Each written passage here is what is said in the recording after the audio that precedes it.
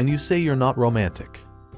I have never been a romantic. All my life, I have been the quiet and intimidating guy, the always observant individual at the back of a room, normally brooding and not that approachable. I suppose that this is why girls in high school and even in college rarely approached me. Every now and then, one musters up the courage and asks me out, but they were merely flings. I preferred to keep to myself, minding my own business and simply going with the flow. Although I did have a few romantic ventures throughout my life as a student, they were fleeting. As the saying goes, it was fun while it lasted. I was a hormonal teenager after all. Despite my hard exterior, my inner self was a thrill seeker, so it was not surprising that I had my fair share of fun with various girls. Even now, as I reach my mid-20s, I do not think I have found the love that truly ignited my soul.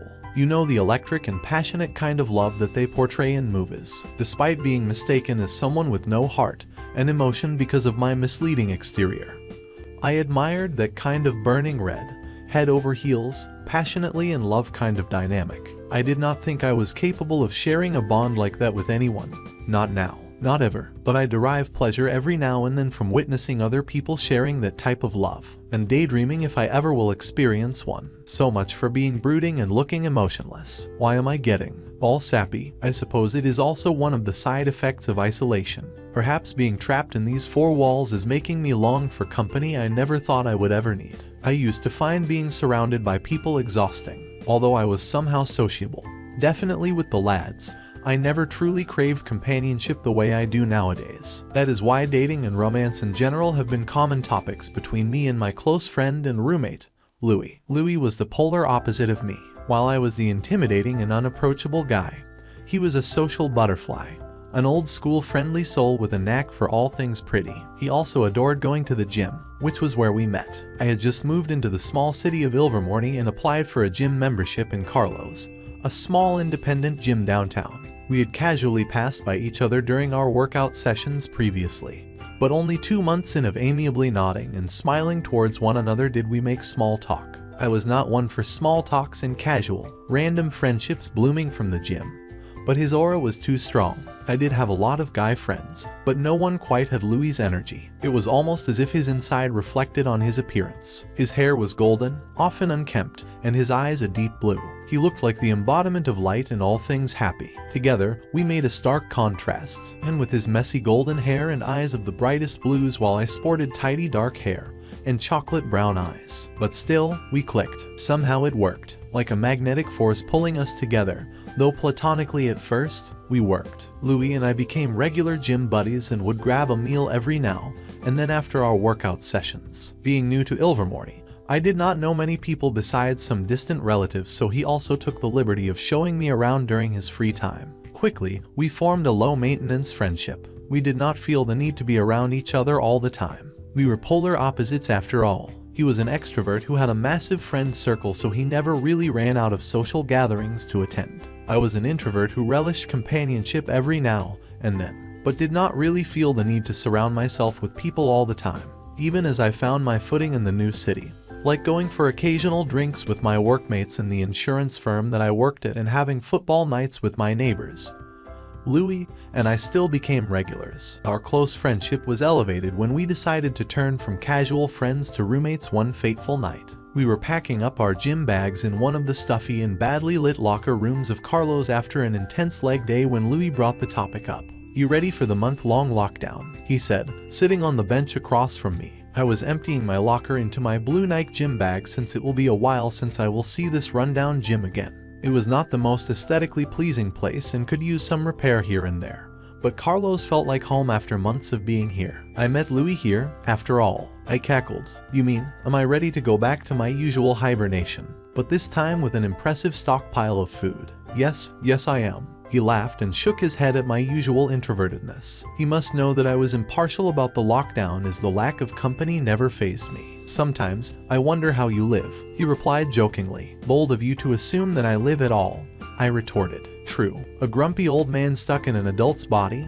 he joked. I could not help but notice the way his eyes crinkled when he smiled genuinely. I swiftly brushed it off though and rolled my eyes playfully. He watched me with calculating eyes as I continued folding my gym clothes into my bag. I raised my eyebrows at him, prompting him to tell me his thoughts. I knew that scrutinizing gaze well enough. He was deep in thought. "You're just gonna stare at me or what?" I bantered. "What do you think of living together?" I did a double take, recovered, and then zipped up my gym bag. I sat down on the opposite bench and faced him. "Care to elaborate?" He was fidgeting with his car keys. He never fidgeted. Ever, you know, what with the lockdown and all. "My roommate, Eric, is moving back to his parents and I was just wondering if, you know, you'd like to move in. Just for the month," he explained. Eric was this hotshot accountant and Louis's roommate of 2 years. As Ilvermorny goes into yet another stringent lockdown to combat the spread of the COVID-19 virus, Eric was moving back to his parents' place at Illinois since he was working from home anyway, leaving Louis to fend for himself. Louis's offer for me to move in did not come as a surprise though. For weeks, he has been hinting that being alone in isolation would wreck his extroverted soul. I suppose I could have been a better friend and offered company when I sensed it, but it just was not me to invite myself to places especially for the long haul. But being ever so observant and somewhat knowing Louis thoroughly despite only being acquainted recently, I had a feeling he longed for company. What came as a surprise though was his seemingly nervous tone. That was very unlike Louis, or perhaps I was just reading too much into his body language. The brief pause must have made him nervous because he quickly tried to retract his offer. "Only if you want though, because if you don't and you're perfectly fine basking in isolation, then I can live with it for a month. You know," he said skittishly. No, I'm actually down for it. We wouldn't want your extroverted soul wrecked after the month's over. Right, I joked. And so we became roommates. Turning from casual gym buddies to friends to roommates is like a roller coaster. I have had my share of roommates before in college, but we paid no mind to each other then because all the guys and I were almost always out of our dorm anyway. Our shared dorm then seemed like it was merely for sleeping and showering. But after living alone for years and then suddenly having Louis as a roommate, much less in isolation, required massive adjusting. When I moved to Ilvermorny, I contemplated getting a roommate just to lessen my expenses and be able to save up more of my salary. It would have been useful just to have a local show me around, too. Although I ended up not really needing that since Louis came into my life and became my casual tour guide. But after agreeing to be roommates, I had to face the music. I could not just spend my days reading peacefully and not speaking to anyone. I suppose socialization is a cornerstone of having a nice and lively shared home.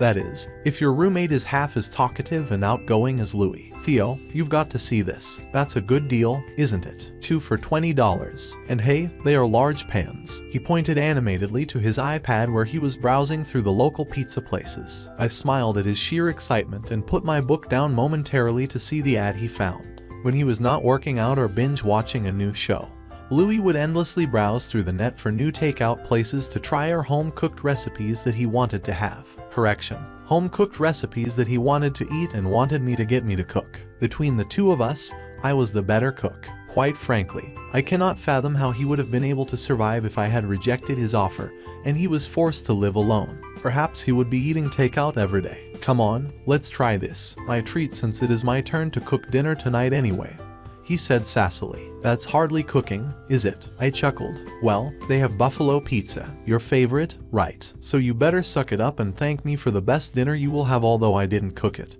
He patted my head and messed up my hair, a habit he has recently developed. A week into lockdown, we have developed our own little routine. We normally worked out together in his mini gym in the early morning, making our separate breakfast afterwards. He would then spend his day gardening, obsessively checking out his plants he called his green babies, or what I dubbed as his love child with Shrek. When he got tired, he would wind down in the living room with a podcast or binge the shows he is currently obsessed with. At the moment, he is trying to get me to watch Dynasty with him. When I was not working on my computer, I would bury my head in a book in the living room as I snack on some healthy tidbits. And that was how we spent our days, just the two of us in the living room, with him browsing through the Netflix selection on the massive 65 inches television and me deeply engrossed in yet another novel. At night, we would take turns cooking, which basically means I cook on days assigned to me and he orders takeout on his days.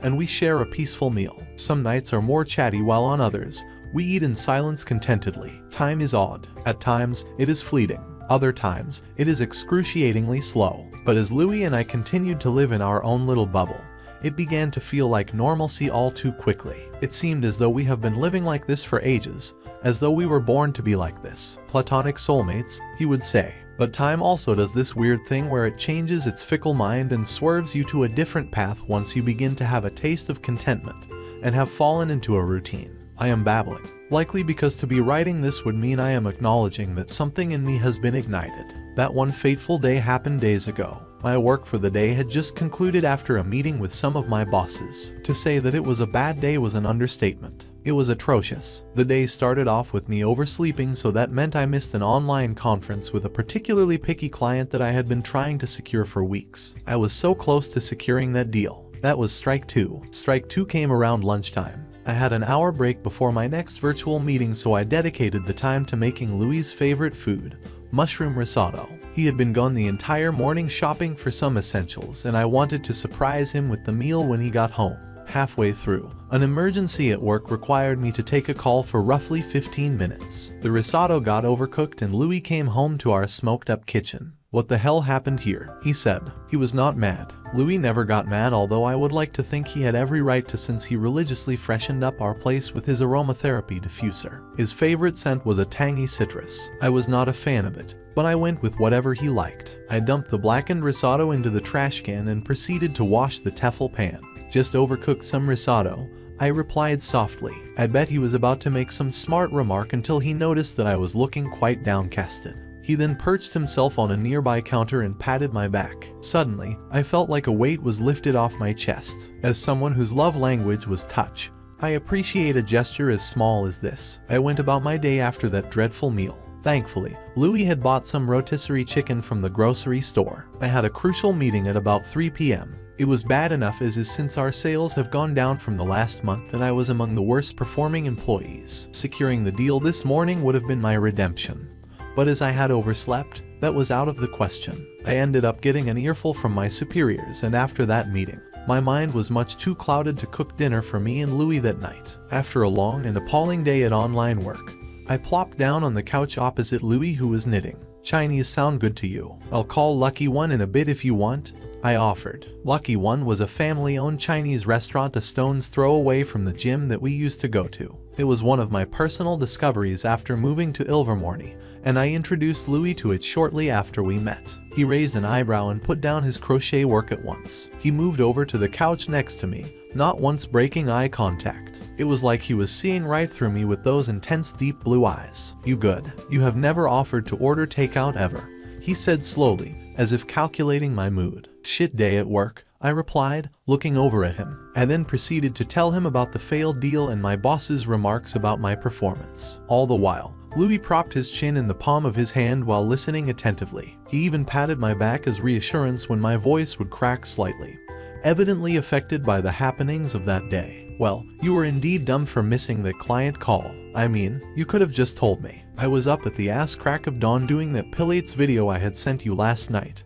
He rolled his eyes. "But, hey, those comments by your stupid bosses, out of the line, uncalled for. They clearly don't know what they are saying." I cracked a small smile, aware that my breathing was picking up as Louis' hand remained on my back, rubbing me up and down every once in a while. Ironically, instead of soothing me, I was getting nervous because of his touch. "Your bosses don't know and don't appreciate what kind of talented and hardworking soul you are. I mean, beneath your robotic aura, you have this brilliant man," he continued. "Don't let them dampen your spirit. I mean, sure, you may have had a bad month of sales, but it isn't for life, right? You can always bounce back, T." And then that fateful moment happened. Long story short, he hugged me. I compare a lot of my real-life experiences to how movies and books portray them, but this was by far the most true to life. I never thought that slow-motion moment of epiphany scene could happen to me. Not until that day. As soon as our skins touched, there were electric sparks reverberating throughout my body, something I had never felt before. Not with him, not with the girls I have been with before, not with anyone. I looked up cautiously, aware of the goosebumps that had just formed on my skin. My eyes were met with the most vivid blue orbs, passionate, full of life, and oh, they belonged to my good friend and current roommate. Immediately, I knew I was in trouble. He just chuckled. "Well, I'm gonna forgive you for burning that mushroom risotto because you have had a shit day, all right. he joked. Shit, shit, shit. I was surely in trouble. The nagging thoughts and foreboding whispers that I have been pushing to the back of my head for the past few weeks came flooding back into my memory. Like an avalanche, thoughts of Louis engulfed my mind. No longer did I see him as a casual gym buddy turned good friend and roommate, but something more. A myriad of feelings rushed to me and I was overwhelmed throughout that afternoon. As I cooked our dinner, chicken tikka masala, which we both enjoyed to bits, my mind could not help but wander to the events of that afternoon and how my body, my mind, and most importantly, my heart reacted. Could it be that I was falling for him? I was beyond puzzled. All my life, up until this moment, I was under the impression that I was attracted to girls and girls alone. Could this be the reason why my other romantic ventures pale in comparison to how I feel when I was with Louis? How is it possible that a mere moment of realization that I might have feelings for him is proving to be more electric than the passionate and steamy nights I have had with other people in the past? That night, we had dinner across from each other as always. I had gained enough energy from being comforted by him, so I opted not to order takeout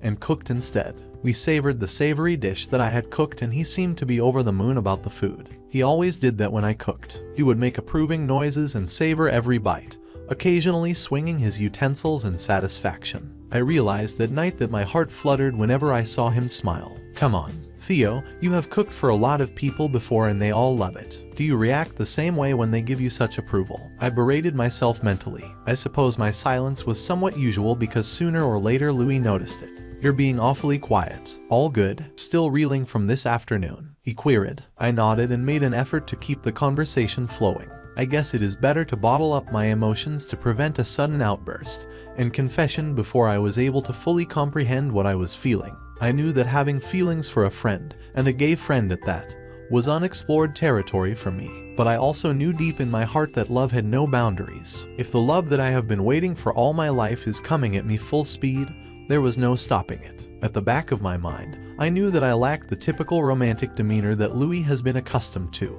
I knew because he would babble about the guys he dated in the past, and I knew for sure that I was not even half as romantic as them. The romance I knew was normally bounded in novels and cheesy rom-com movies. I did not embody that in real life, and a part of me was afraid that Louis would crave that.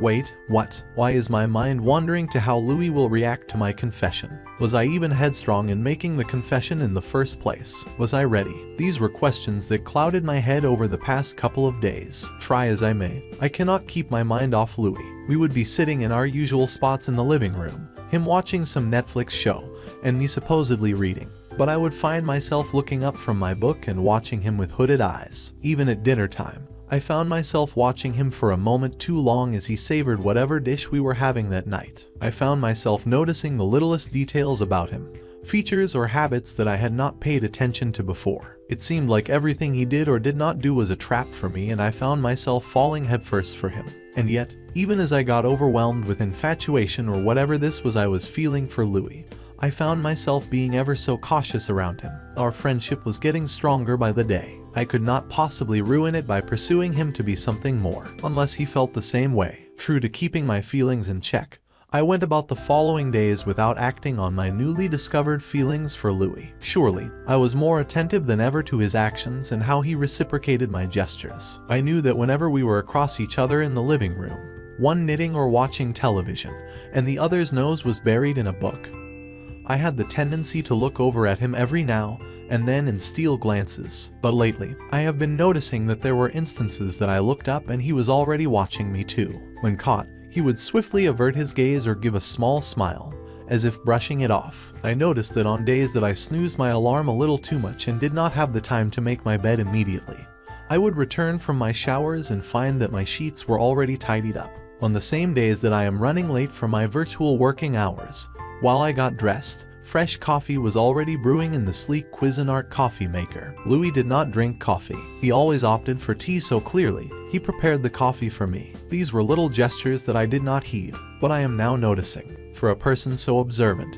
you must think I have been ignorant towards these acts. Could it be that all along, there were clues that I missed? Were there tiny acts of love that I did not see? These thoughts pondered in my head over and over again, but I choose not to dwell on them as much in the daytime, otherwise I would get distracted while doing my online work. At nighttime, it was tough to push such wishful thinking aside, especially when he was so close in proximity, and the connection between us was so magnetic. One particular night, I could not help myself. He forced me to put down my book for the night and watch The Revenant with him. He went all out for the movie night, opening a pricey bottle of wine, a parting gift from his ex-roommate, Eric, apparently, and ordering a small charcuterie platter from a place downtown, during a particularly horrifying scene when Leonardo DiCaprio was attacked by a massive bear. Louis at once clung onto me, shocked by the sudden turn of events. I felt my heart pounding against my ribcage, and one thing was for sure. I was praying that Louis could not sense my nerves and all the butterflies in my stomach that have surfaced because of our proximity. Once the scene was over, he patted my head and messed up my ever so tidy brown hair. I rolled my eyes. Only he does that. No one really dared to tangle up my hair because it was always so immaculately brushed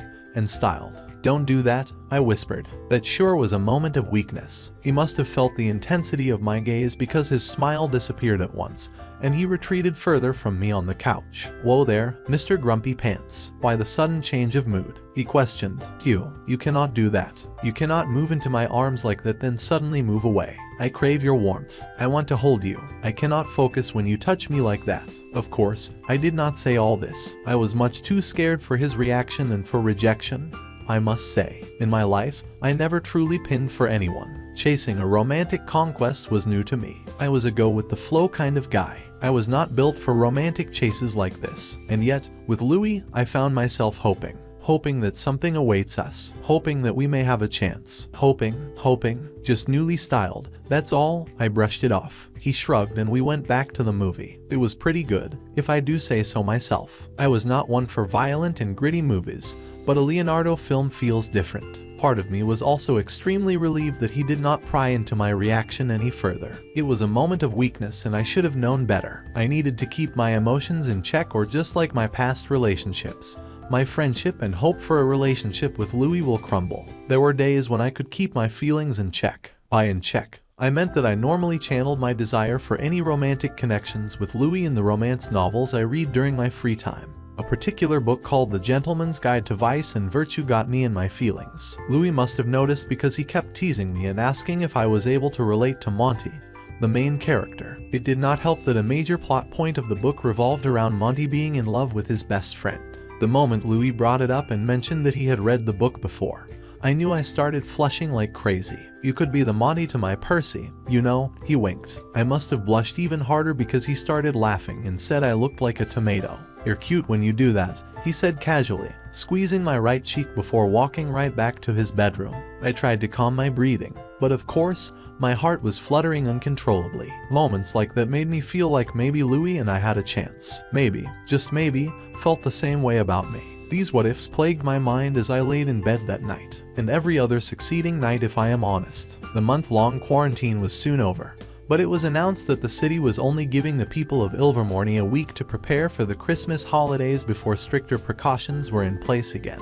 I decided to stay in town for the holidays as my parents will be on a ski trip with a friend group in Alaska, while my only other sibling, Tiffany, was spending it with her husband and in-laws. Louis was also staying, and so that meant we only had each other for company during the Christmas time. On the first day after the month-long lockdown, we bundled up and headed to go tree shopping. I was decked out in a cashmere turtleneck and a black coat. I also wore a brown scarf that Louis had knitted for me a week ago while he binged the new season of Emily in Paris. He emerged from his room, clad in a stylish gray long sleeve and a similar scarf. "You look nice," I said softly. He raised his eyebrows at me, evidently puzzled at my sudden compliment. "What has gotten into you?" He smiled. "Thanks, you don't look so bad yourself, T." As we walked through Holt, the little Christmas tree village in Ilvermorny, the air felt heavy. There was palpable tension in the air, like an icicle threatening to crack anytime. It must have been one-sided though, because Louis was his every jolly self, inspecting every little tree we passed by and making funny remarks. He was just babbling about the massive Christmas tree he had been decorating as a 6-year-old when suddenly, it fell on him. I am not going to lie, but I did not understand much of his story. This was partly because he was talking so animatedly and excitingly fast that his speech was somewhat slurred.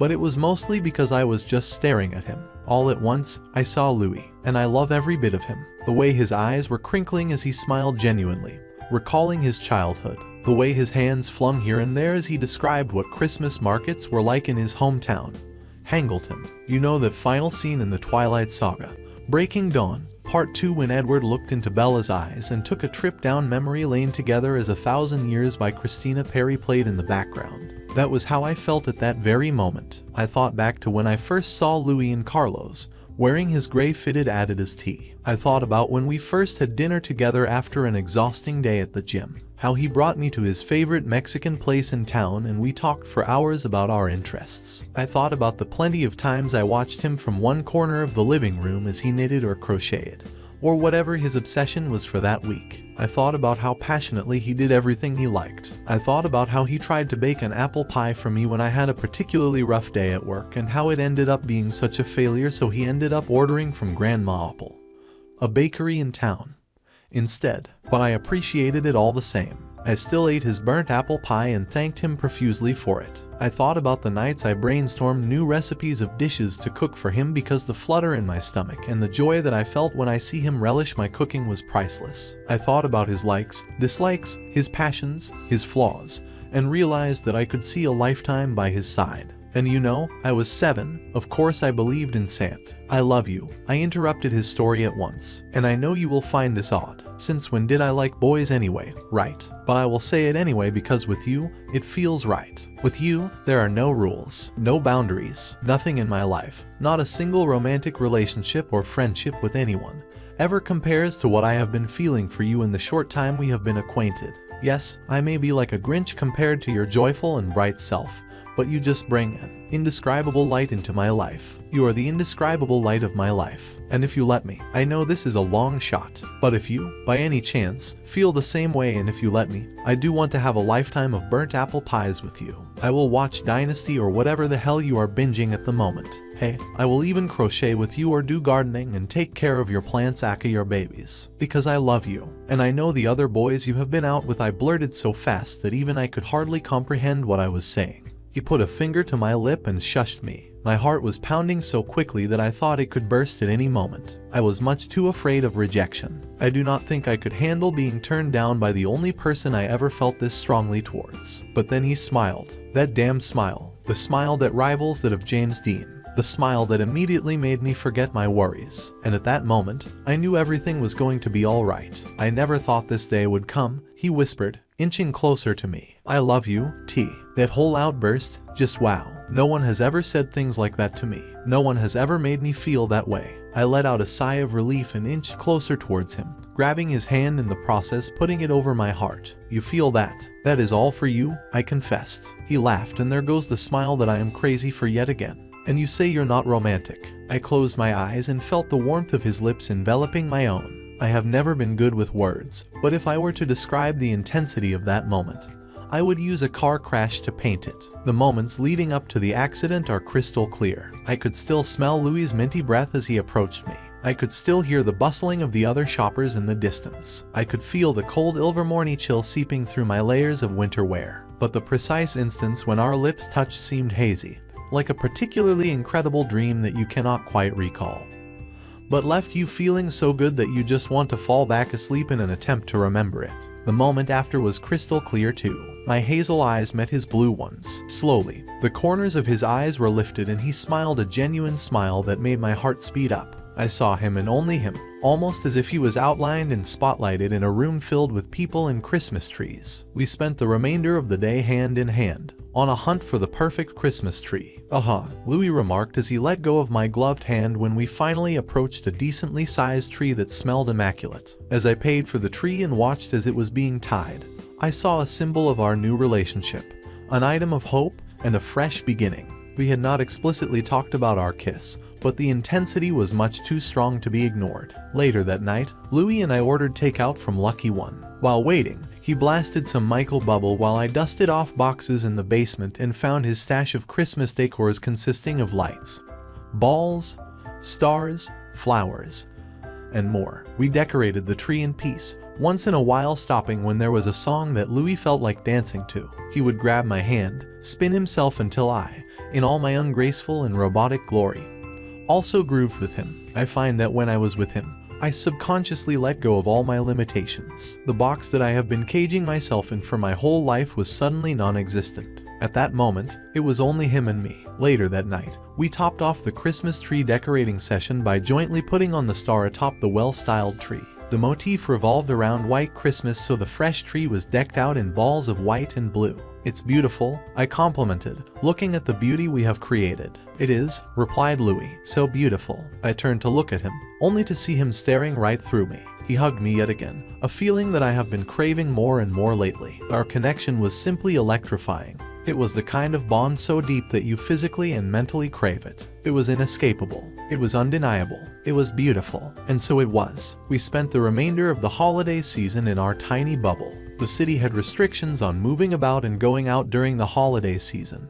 But this time around, we had no complaints. We were much too engrossed in each other's company to want to go out anyway. As Christmas was approaching, we were both on leave from work, so that meant we had more free time and developed a new routine in unison. We would always start the day with a light but satisfying workout in the mini gym, followed by a hefty breakfast. After showering and doing more household chores, we would settle in the living room and bask in the winter sunlight seeping through the beige curtains. I had been reading a Christmassy novel called Let It Snow recently, while Louis was invested in making scarves and beanies for his friends. This would be their Christmas presents, he said. We would do these whilst bundled together in the long white couch. The warmth exuded by each other was beyond comforting. This is what home felt like. At times, we would relish the comfortable silence, while other times, Louis would play his Christmas playlist on Spotify. Lunch would roll in, and lately, I have been teaching Louis some basic kitchen skills. He was an enthusiastic learner. Although as the recipes got more complex and the mess piled up in the kitchen,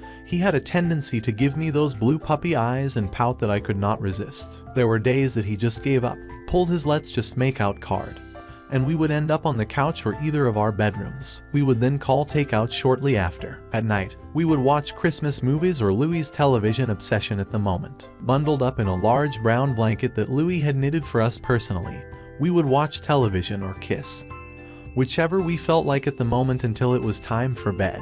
This was our new normal. We fell into this routine with ease, as if we had been doing it for our entire life. I suppose, when you find love that is raw and pure, pieces will fall into place by themselves. Pieces surely fell into place and completed the puzzle that was our blooming relationship on Christmas night. We had just eaten a sumptuous dinner, prepared by the both of us and substantiated by some store-bought dishes. I served a mouth-watering winter-spiced cauliflower soup that Louis slurped and absolutely adored. "If you keep cooking like this, I might just marry you right here, right now," he joked. "Doesn't seem like a bad idea."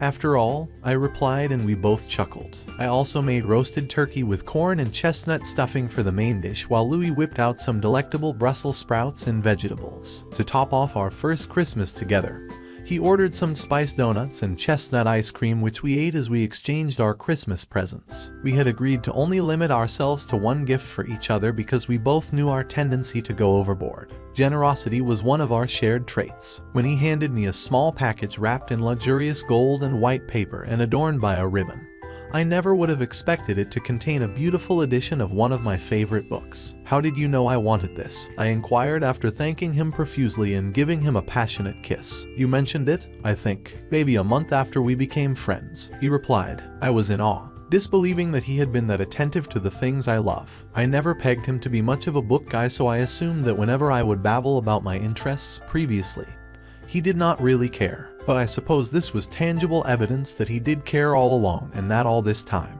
he had been listening to me. I forced my heart to calm down momentarily so I could muster up the courage to give my present to him. It was a nice ring from Pandora that I intended to double up as his Christmas present, and also as a means to ask him to officially be my boyfriend.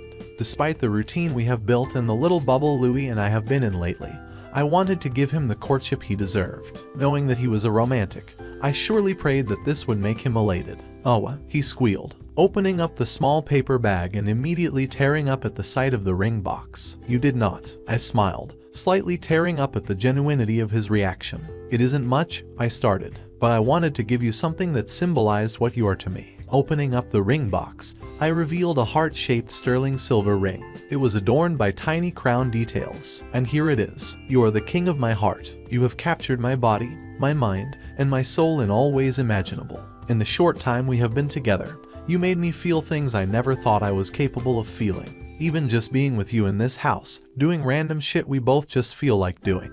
You have already taken me to places that no one has ever come close to taking me to. So if you let me, I will love you for a lifetime, Lou. But before that, I hope you will let me officially love you at this very moment. Will you be my boyfriend? 1,000 times yes, Mr. Non-Romantic. The end. Thanks for watching. Consider subscribing to become a part of our rainbow force and stay wholesome.